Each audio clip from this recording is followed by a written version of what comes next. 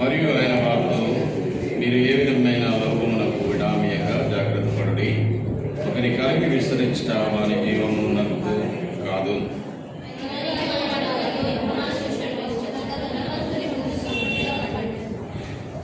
అప్పుడు అతడు, నా పంట సమకూర్చుకున్నటకు నాకు స్థలం చాలదు కనుక నేను ఏమి చేతునని తనలో తాను ఆలోచుకొని ఇలా చేతును.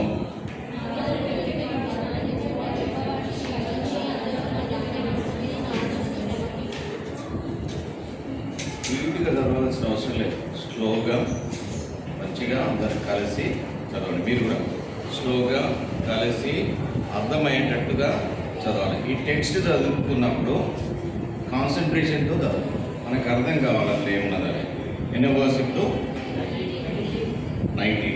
నా ప్రాణంతో ప్రాణమా, అనేక సంవత్సరాల మనకు విస్తారమైన ఆస్తి నీకు సమకూర్చబడి ఉన్నది. సుఖించము, తినుము, త్రాగుము, సంతోషించమని చెప్పుకుందునని కొనెను.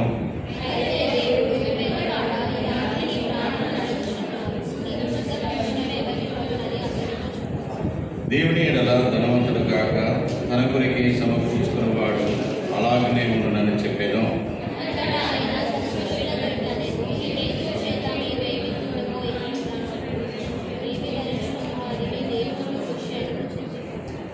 ఆహారము కంటే ప్రాణము, వస్త్రము కంటే దేహమును గొప్పవి కావా?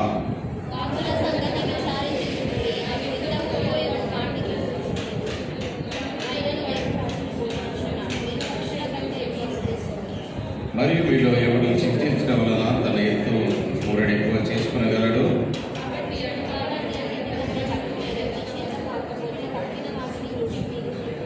పువ్వులు ఎలాగూ ఎదుర్చున్నవో ఆలోచించి అవి కష్టపడవు, పడకవు.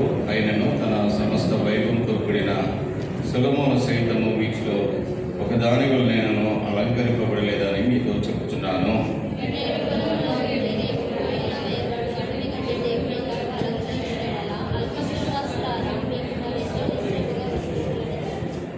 ఏమి తిందుమో ఏమి త్రాగుమో అని విచారింపకుడి, అనుమానము కలిగి ఉండకుడి.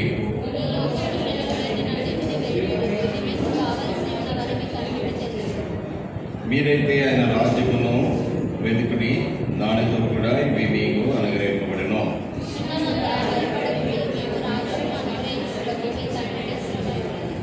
మీకు కలిగిన వాటిని అన్ని ధర్మం చేయడి.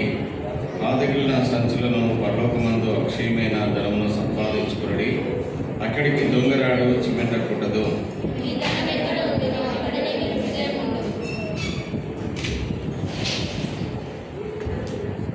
పరలోక రాజ్యమందలి ధనమును గూర్చి ప్రభు వివరించడం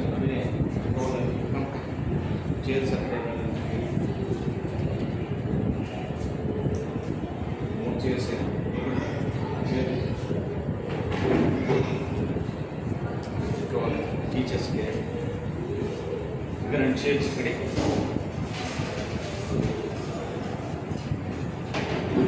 మీ టీచర్స్కి సౌకర్యాలు ఉన్నాయా లేదో చూడాలా. టీచర్స్ వచ్చి కింద కూర్చుంటారా?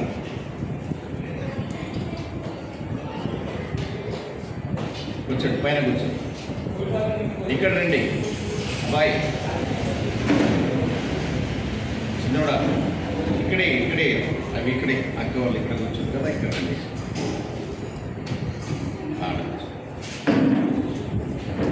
అమ్మాయి చూడుతున్నాం, చేరేసి పైన కూర్చోవచ్చు.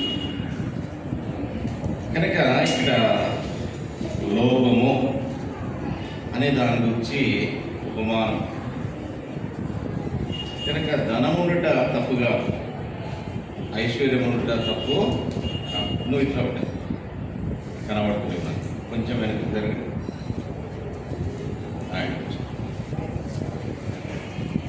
మొదటి తిమోతి పత్రిక 1 తిమోతి 6:17. 1 తిమోతి 6:17.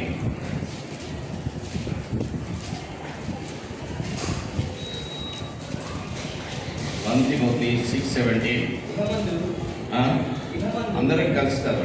1 తిమోతి 6:17.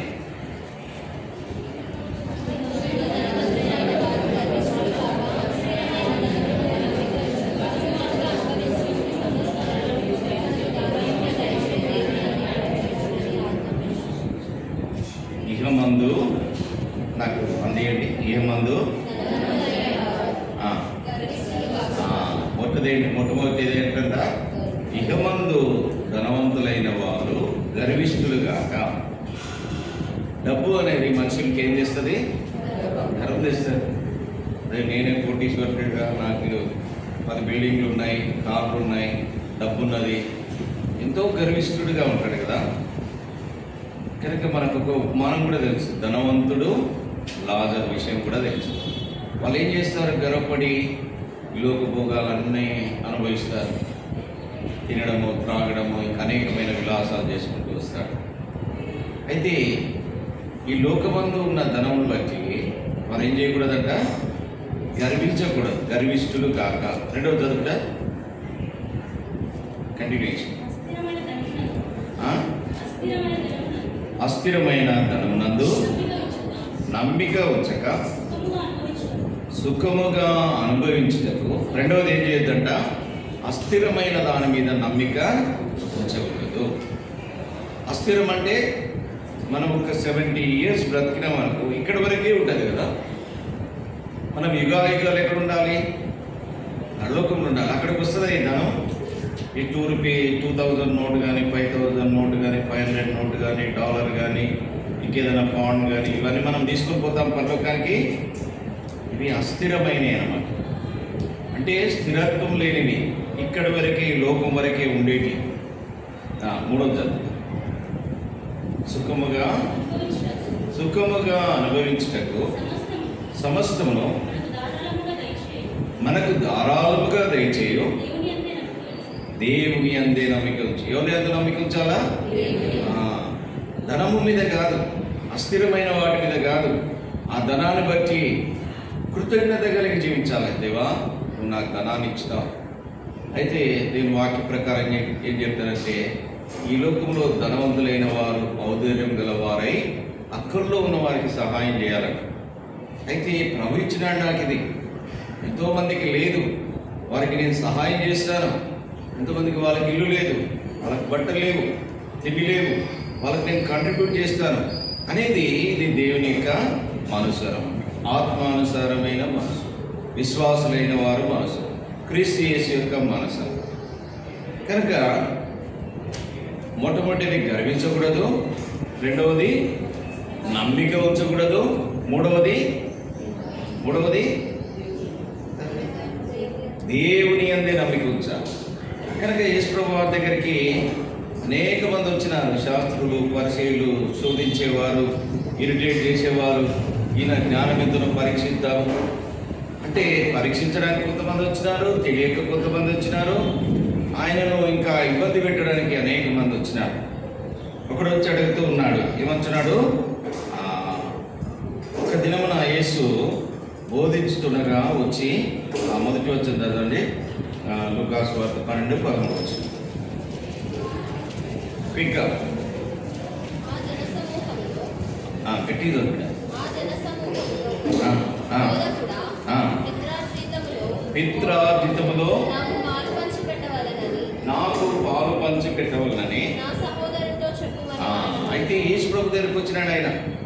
అయితే పిత్రార్జితములో పాలు పంచిపెట్టాలి. ఎవరు పంచిపెట్టాలి? అది వాళ్ళ డాడీ పంచిపెట్టాలి కదా. ఇప్పుడు మీ ఫ్యామిలీ ఉంది, మీరు అన్నదమ్ములు ఉన్నారు, మమ్మీ డాడీ ఉంటారు. మీ ఆస్తిని అంతా ఎవరు పంచిపెడతారు? Mummy daddy. యేసు ప్రభుకి ఏమైనా సంబంధమా? కాదు కదా. యేసు ప్రభు దేవుడే, అయినప్పటికీ is not a family member. ఇక్కడికి వచ్చి శోధిస్తున్నాడు. యేసు ప్రభు వెంటనే అన్నాడు, మీ మీద నన్ను ఎవరు వేసిరయ్యా అధికారిని. కానీ అప్పుడు చెప్తాడనమాట, ఆ కింది మాటల్లో చెప్తాడు. చదువుబిడ్డ. ఆయన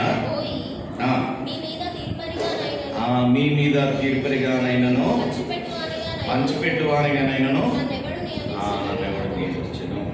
యేసు ప్రభువే చెప్తున్నాడు.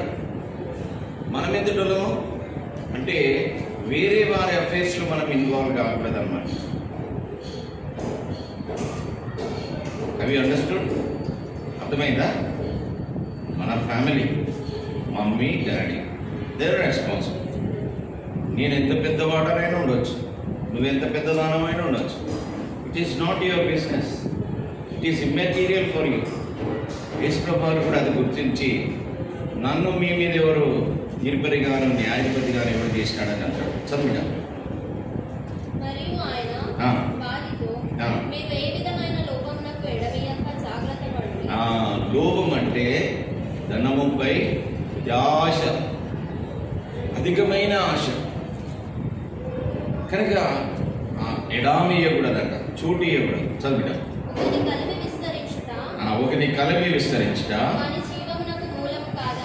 మనం అనుకుంటాం వీళ్ళ ఆస్తి బాగా పెరుగుతున్నది, దేవుడు ఎంత ఆశీర్వదించినారు వీళ్ళని. నిజమే, దేవుడు ఆశీర్వదిస్తాడు. కానీ కొంతమంది అన్యాయంగా అక్రమంగా సంపాదించుకుంటూ వస్తారు. మనం అనుకుంటాం వీళ్ళు ఎంత మంచిగా నీతి నిజాయితీగా సంపాదన చేస్తున్నారు అనుకుంటాం. వాళ్ళకి అన్ని 4 కార్లు ఉంటాయి, 4 బిల్డింగ్లు ఉంటాయి, అన్నీ ఉంటాయి. How God has blessed this people. అది నీతిగా న్యాయంగా వచ్చిందా?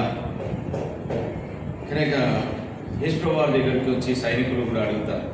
సైనికులు కానీ వేరే వారు కూడా వచ్చి అడిగితే, మేము కైసరికి మన్నించడం న్యాయమా అని అడిగితే యేసు వారు ఏమంటాడు? కైసరిది కైసరుకు, దేవుని దేవుని.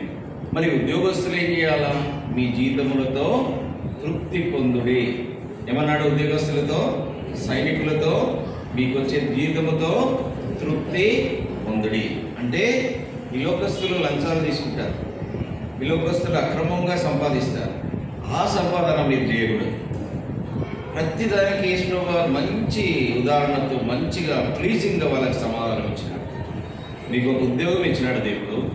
మీరు సైనికులు, మీరు ఉద్యోగస్తులు, మీకు ఎంత జీతం వస్తున్నదో దాంతో తృప్తి పొందండి. దేవుడు ఆశీర్వదిస్తాడు. 5 రొట్టెలను 2 చేపలను ఆశీర్వదించిన దేవుడు నీకు ఒక 10,000 వస్తే 10,000 తీసుకుని వచ్చి ఇంటికి వచ్చి కూర్చొని ప్రార్థించి, దేవా నాకు ఈ 10,000 ఉన్నాయి, నాకు 4 పిల్లలు ఉన్నారు కనుక వీటిని దీవించి ఆశీర్వదించమని అడగా. మా ఫ్యామిలీలో we are 6 children, 4 brothers and 2 sisters. Daddy యూనివర్సిటీలో చేసేవాడు, అక్క వాళ్ళకి కూడా తెలుసు.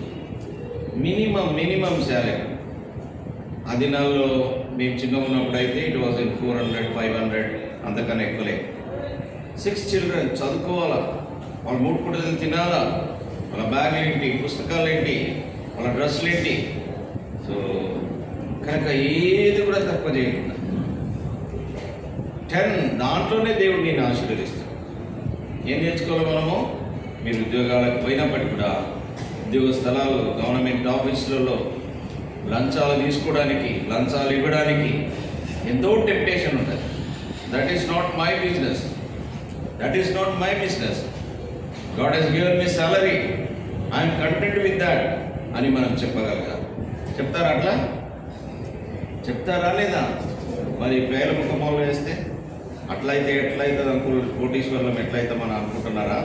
ఎవడిస్తాడు కోట్లు? మనకు అవసరం లేదు. అక్రమంగా అన్యాయంగా సంపాదించింది మనకు అవసరం లేదు. 10,000 ఈజ్ ఈక్వల్ టు 1 crore. ఈ ఈక్వేషన్ ఎందుకు చెప్తున్నానంటే కోట్ల రూపాయలు ఉన్న వారికి నెమ్మది, శాంతి, సమాధానం ఉండదు. నిద్రపోడు వాడు. 10,000 ఉన్నవాడిని చూడండి, కోట్లు ఉన్నవాడిని చూడండి. కోట్లు ఉన్నాయనుకో, అరే దొంగలు వస్తారా, వీడు వస్తాడా, వానికేంది వీరికేంది అని ఈది ఉంటుంది. 10,000 జీతం వచ్చినాడు వాడు ఏం చేస్తాడు? మంచిగా తిని శుభ్రంగా నిద్ర. కనుక ఇక్కడ ఆ ఉపమానాలు చెప్తూ ధర్మశాస్త్రంలో కూడా రాయబడుతూ వచ్చింది. నిర్గమకాండము 20:17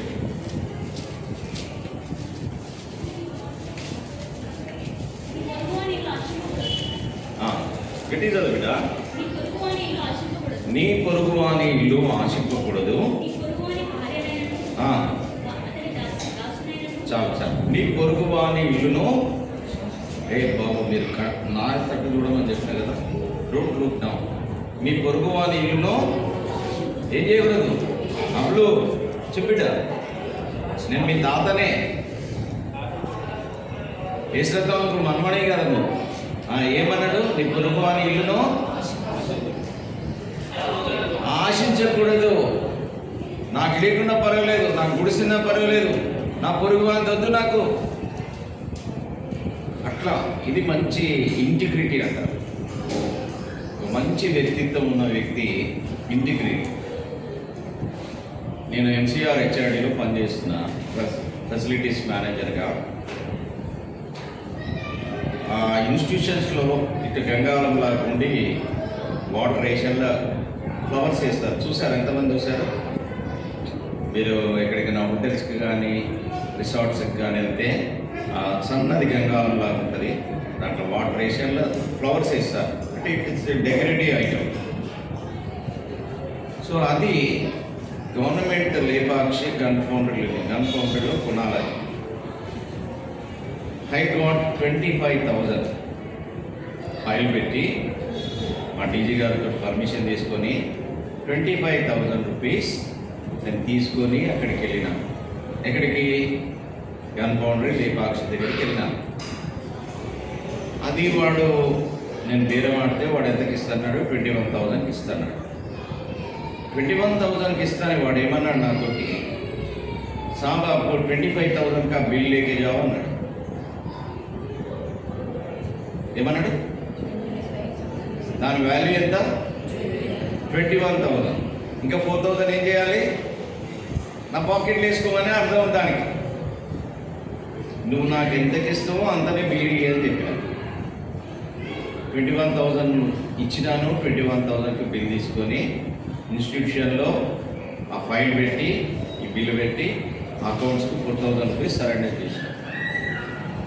you know how IAS officers ఎంత నిఘా పెట్టి మనల్ని పరీక్షిస్తారు తెలుసా? అది రెగ్యులర్గా పర్చేసింగ్ షాప్ కనుక మా డీజీ గారు అక్కడికి ఫోన్ చేసి ఎంతకి ఇచ్చినావు నువ్వు అని అడిగినాను. Do you understand? నేను ఎవరిని? నోవా, క్రిస్టియన్, ఒక హిందూ, అంటే గవర్నమెంట్ సెక్టర్లో పనిచేస్తున్నాను.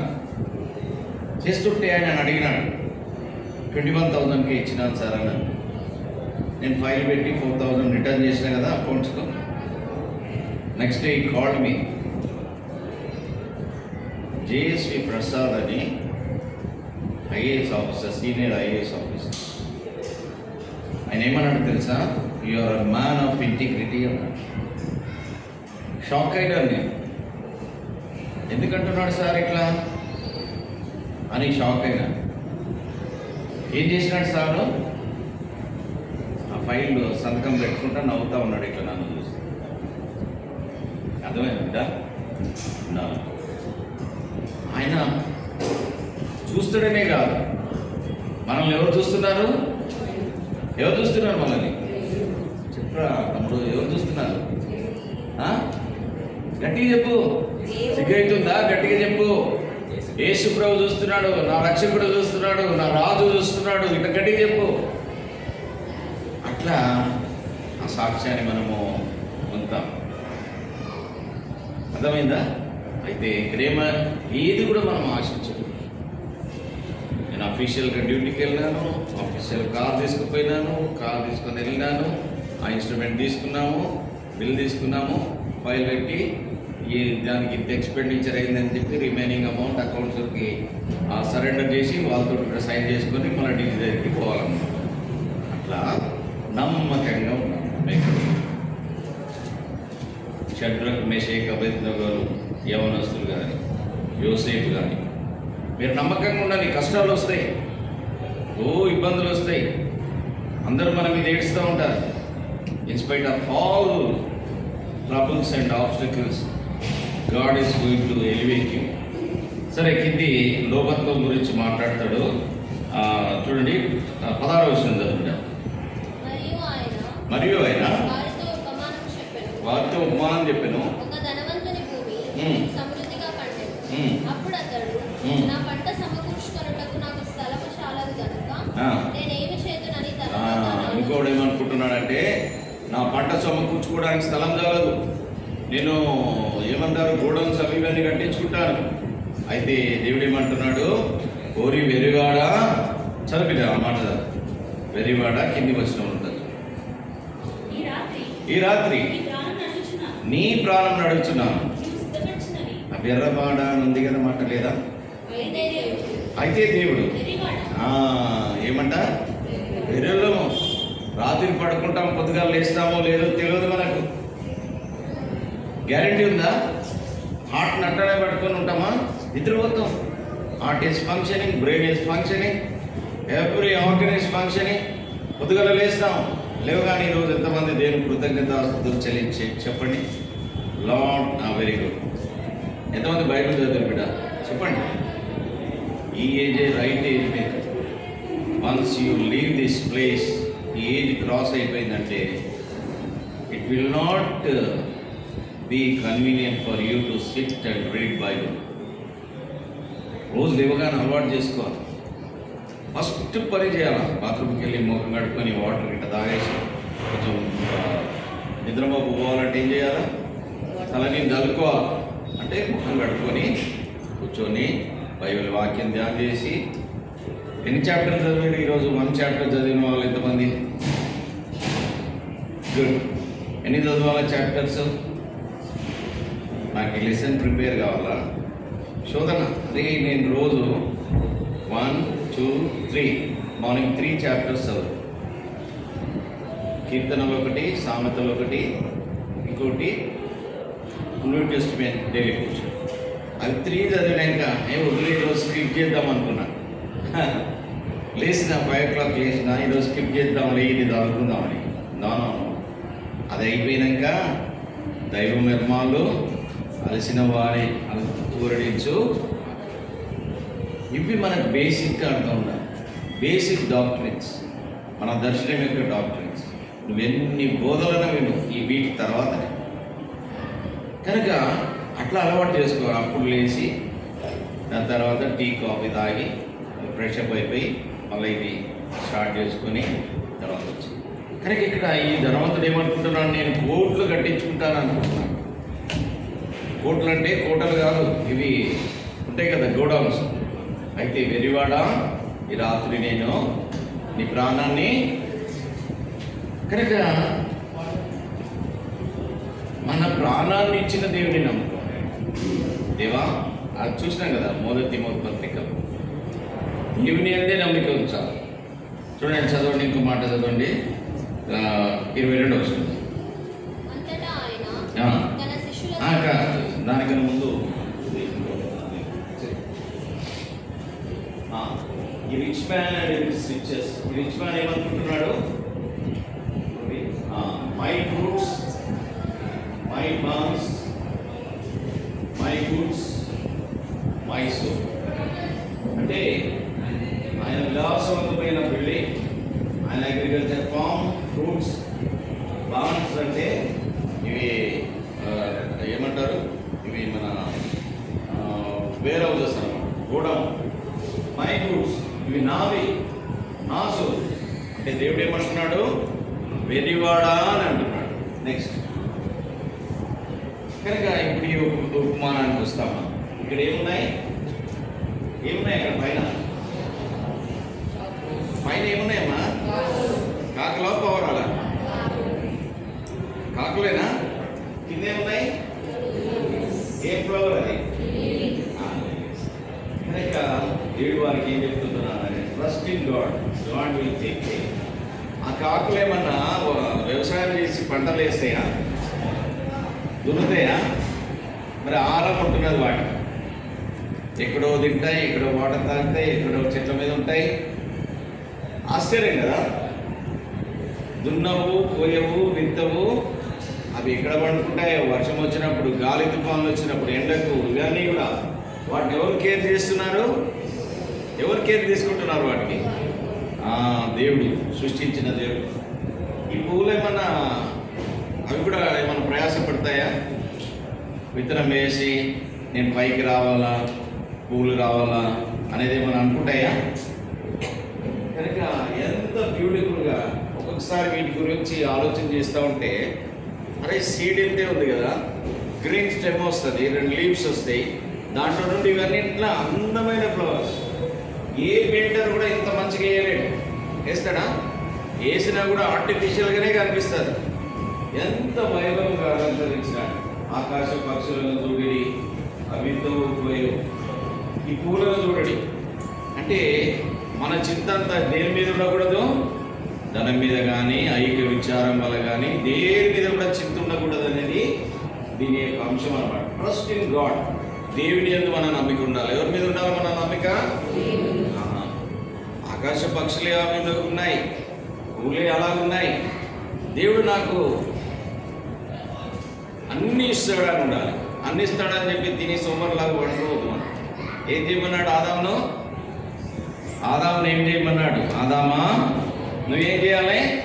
కష్టపడాలా, దున్నాలా, పంట తీసుకోవాలా, పంట కోయాలా, నీ భార్య పిల్లలకు వాళ్ళందరికీ పోషించాలా.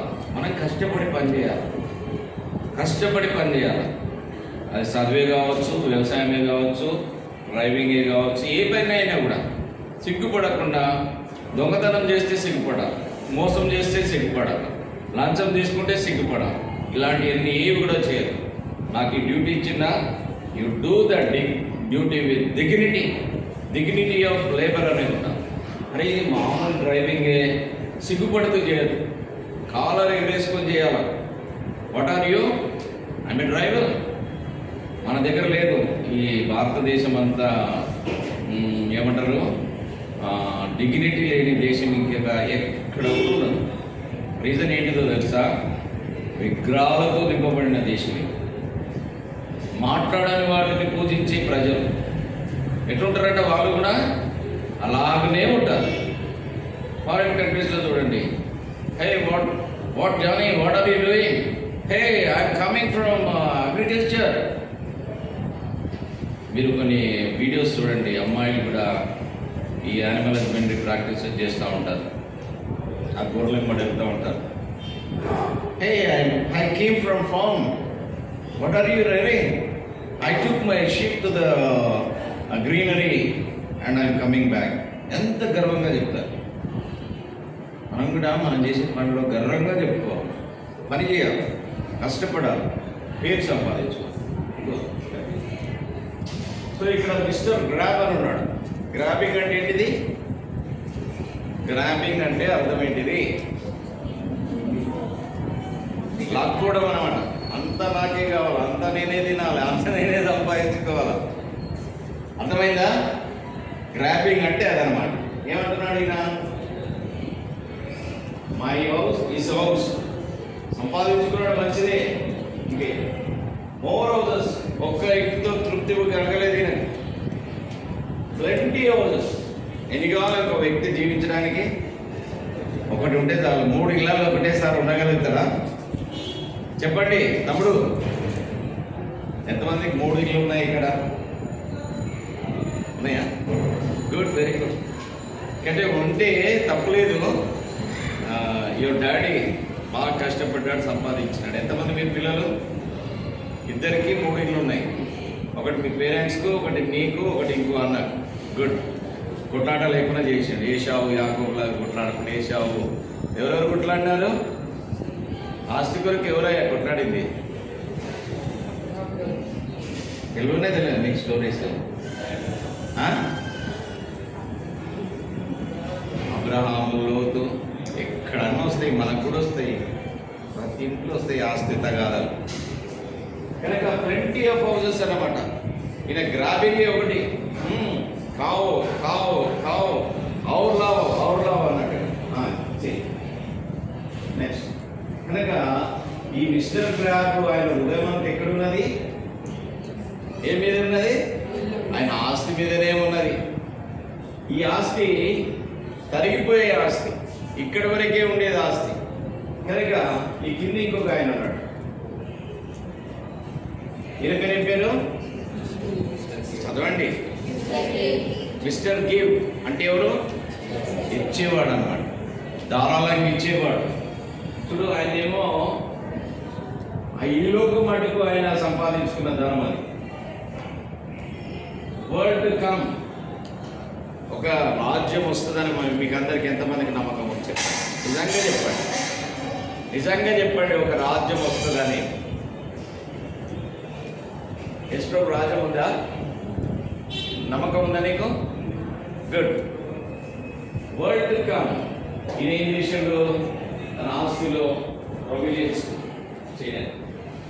పవర్, ప్రొటెక్షన్, సో ట్రస్ట్, ఈయన ట్రస్ట్ అంతా కూడా దేవుని మీద, ఈయన ప్రొవిజన్స్ అంతా కూడా ఉన్నప్పటికీ ఆ దేవుడు నాకు ఇచ్చినాడని is very thankful person. Protection, దేవుడు నాకు ప్రొటెక్షన్ ఇచ్చినాడు, సంరక్షణ ఇచ్చినాడు, భద్రత ఇచ్చినాడు. పవర్, నాకు ఏదైతే పవర్ ఉన్నదో అది దేవుడు నాకు ఇచ్చినాడని ఆ విధంగా is thankful man, is a generous man అని చెప్పవచ్చు. ఇతరులకు ఇచ్చేవాడు, మన ఆస్తులు ఇతరులకు భాగమియాలని అంటాడు దేవుని వాక్యం. సో ఈయన ఎక్కడున్నది ఈ ఆస్తి అంతా? ఎక్కడున్నది? World to come, eternal world, it will not end if your name is not in the book, lamb of book. So ఈ దినమే యేసుప్రభుని అడగాల, యేసుప్రభువా నా పేరు నీ జీవ గ్రంథంలో రాయి, నీ నిత్య రాజ్యంలో నాకు స్థానమే. ఈ లోకంలో నాకు గుడిసె లేకున్నా పర్వాలేదు, నేను చేసే ఉద్యోగంలో దాంతో నేను తృప్తిగా ఉన్నాను. ఇవన్నీ కూడా ఇక్కడికే అయిపోతాయి, అస్థిరమైనవి, ఇటర్నిటీకి రావు, ఇక్కడనే వదిలిపెట్టుకోవాలి. బంగ్లాలు ఇవన్నీ కూడా ఉన్నాయి, అన్నీ తీసుకుపోతారా? సమాధి చేసినప్పుడు అన్నీ తీసుకుపోయి అందులో పెడతారు కదా, పెట్టరా? ఇక్కడనే ఉంటాయి. వాటి కొరకు ప్రయాసపడకూడదు. కనుక దేని కొరకు ప్రయాసపడాలంట? ఇగో ఇక్కడ ఉన్నాయి, వీటన్నిటి కొరకు. ఈ ఆయనకి ఏముంది? Is more worried about his wealth. అదే నేను చచ్చిపోతున్నాను, ఇన్ని ప్లెంటీ ఆఫ్ హౌసెస్ ఉన్నాయి నాకు, అదే కాదు ఎవరైనా దొంగలు చెప్పుకపోతారేమో ఆ వరి కూడా ఉంటుంది. కనుక మిస్టర్ గివ్తో ప్రొటెక్షన్, పవర్, ప్రొవిజన్ ఇవన్నీ కూడా దేవుడు నాకు ఇచ్చినాడు, దేవుని అందే నేను నమ్మిస్తున్నాను అనుకుంటాడు. కనుక ఈయన ఎక్కడ సంపాదించుకున్నాడు ఆస్తి? పరలోకంలో సంపాదించుకున్నాడు. ఈ లోకంలో ఆస్తి ఏం చేయబడుతుందంట? తుప్పు పట్టిపోతుంది. కనుక యేసుప్రభు ఒక దినాన్ని అడుగుతాడు, నీతిమంతులు అనీతిమంతులైన వారు వచ్చి ఆయన దగ్గర నిలబడ్డప్పుడు, నీతిమంతులు ఈ లోకంలో పుణ్యకార్యాలు చేస్తూ వచ్చినారు, అన్నం లేని వారికి అన్నం పెట్టినారు, బట్టలు లేని వారికి బట్టలు ఇచ్చినారు, చెరసాలు ఉంటే చూడడానికి వెళ్ళినారు, ఇంకా అనేకమైన మంచి కార్యాలు చేసినారు. కానీ వాళ్ళు మర్చిపోయినారు. ఇంకో కొంతమంది ఉన్నారు, వారు వచ్చినారు, యేసుప్రభు వారి దగ్గరికి వచ్చి అంటున్నారు, మేము ఇవి అన్నం పెట్టినాము, భోజనం పెట్టినాము, ఇవి ఇచ్చినాము, అవి ఇచ్చినాము అంటే దేవుడు అన్నాడు, వీళ్ళని చూసి అన్నారు, ఇక ఈ కుడి పక్కన ఉన్న వారిని చూసి, మీరు మీలో ఒకరికి ఈ విధంగా చేస్తూ వచ్చినారు, నాకు చేస్తూ వచ్చినాడు అని అన్నాడు. మనకు ఇతరులకు సాయం చేస్తే ఎవరికి చేసినట్టు? ఎవరికి చేసినట్టు? దేవుడికి చేసినట్టు. ఇతరులకు ఒక పూట భోజనం పెడితే ఎవరు పెట్టినట్టు? అంటే మనకు రివార్డ్ వస్తుందని పెట్టవచ్చు, పెట్టకూడదు. మన గొప్పతనాన్ని పెట్టకూడదు, మనం చెప్పుకోవడానికి పెట్టకూడదు. వాట్ వి గివ్, ఈ చేతికి ఇచ్చింది ఈ చేతికి, అట్లా చేస్తే పరలోకమందు ఒక దినాన దేవుడు అంటాడు, బిడ్డ నా కొరకు నువ్వు ఇంతమందికి ఈ పని చేసినావు, ఇంతమందికి ఈ పని చేసినావు, ఇంతమందికి ఈ పని చేసినావు. అయితే వీళ్ళు కొంచెం చేసి వాళ్ళు డాంబికంగా చెప్పుకునే వాళ్ళు వచ్చి అడిగినారు, అయితే నేను ఆకలిగా తిని మీరు నాకు దానం పెట్టి ఆహారం ఇవ్వలేదు, దిగంబరిన ఇంటిని నాకు బట్టలు ఇవ్వలేదు, చెరసాలలో ఉంటే నాకు చూడ రాలేదు, ఇలాంటి మానాలన్నీ చెప్పుకుంటూ మీరు ఎప్పుడు వచ్చినారు ప్రభా, ఎప్పుడు వచ్చినారు ప్రభా అని అడిగినారు. అంటే ఈ నా సహోదరులకు మీరు చేయలేదు కనుక అక్రమము చేయవారిలాగా, క్రమం లేదు వారికి, దేవుడు చూస్తున్నాడనే ధ్యాస లేదు, మిస్టర్ గ్రాబ్ వారు సంపాదించుకొని కూడబెట్టుకొని వరిస్లో ఈ లోకాన్ని ముగించేవారు.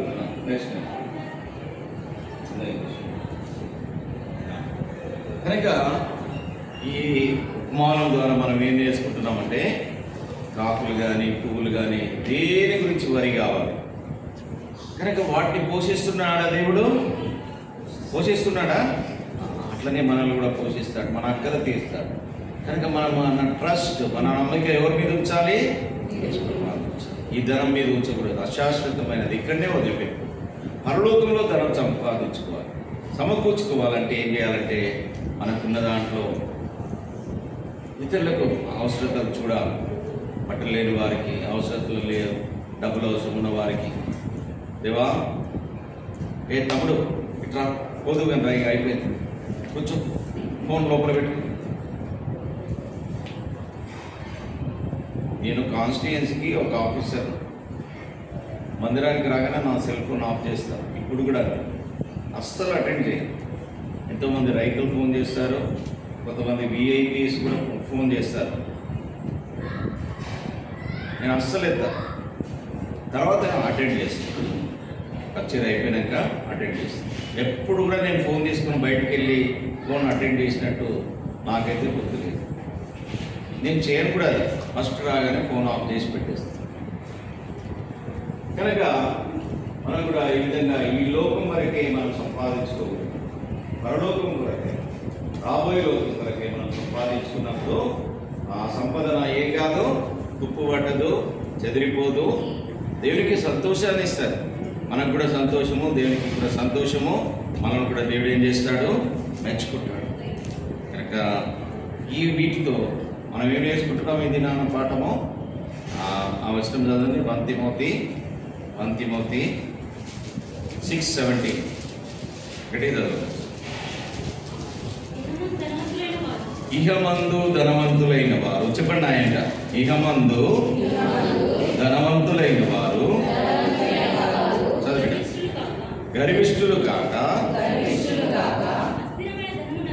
అస్థిరమైన ధనమునందు నమ్మిక ఉంచక, చెప్పండి,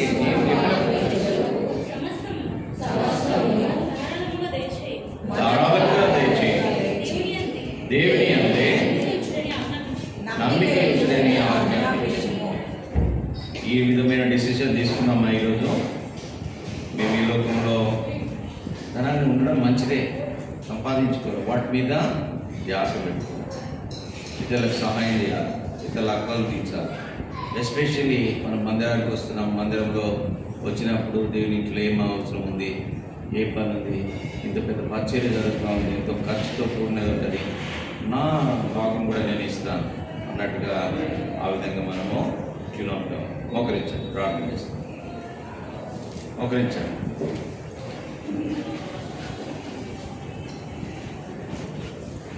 ఇంకా జాన్సన్ ప్రార్థన మోకరించండి బిడ్డ.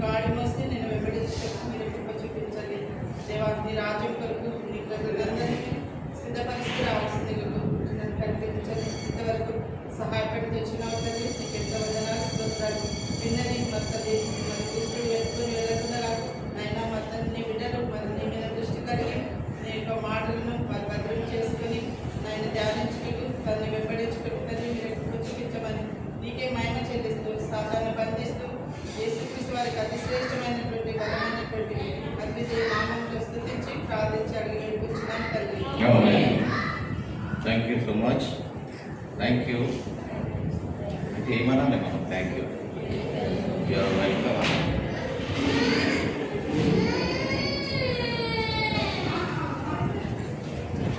వెళ్ళయింది